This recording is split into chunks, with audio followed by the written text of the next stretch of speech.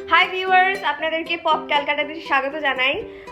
আবারও একটা ভিডিও নিয়ে চলে এসেছি, বাট হ্যাঁ, এটা লাইফস্টাইল ভিডিও না, এটা হচ্ছে গিয়ে আমার একটা এক্সপিরিয়েন্স, যেটা আমি আমার এক জায়গায় ঘুরতে গিয়ে আমি সেই এক্সপিরিয়েন্সটা গ্যাদার করেছিলাম। তো সাথে থাকুন, দেখতে থাকুন।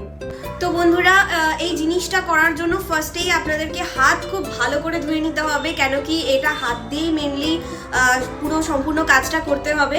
তো বন্ধুরা, একটা এরকম বোল নিয়ে নেবেন।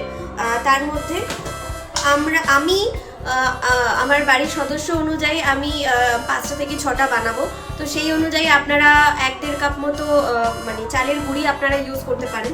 তো আমি এখানে ইউজ করে নিচ্ছি 1 কাপ মতো। আমি আর মেজার করে দেখালাম না, তো নিয়ে নিলাম। এবার আমার কাছে হচ্ছে কালো নামক, আপনারা দোকান থেকেও কিনে দিতে পারেন। ঠিক ওই মেজার করে মোটামুটি 5-7 মানে চিমটা দিয়ে যতটা হয়, আমি ঠিক এখানে এতটা ইউজ করছি। এই যে দেখতে পাচ্ছেন, যেহেতু ব্যাস এটা ছাড়া আর কিচ্ছু লাগবে না বন্ধুরা, খুবই ইজি একটা প্রসেস। তো এবার জল দিয়ে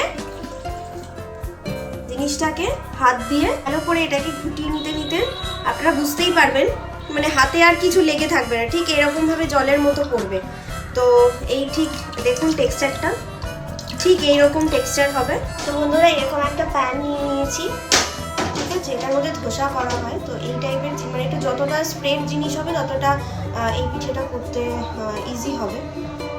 তো আমি একটা ব্রাশ নিয়ে নিয়েছি, তেলটাকে জাস্ট একটু এরকম করে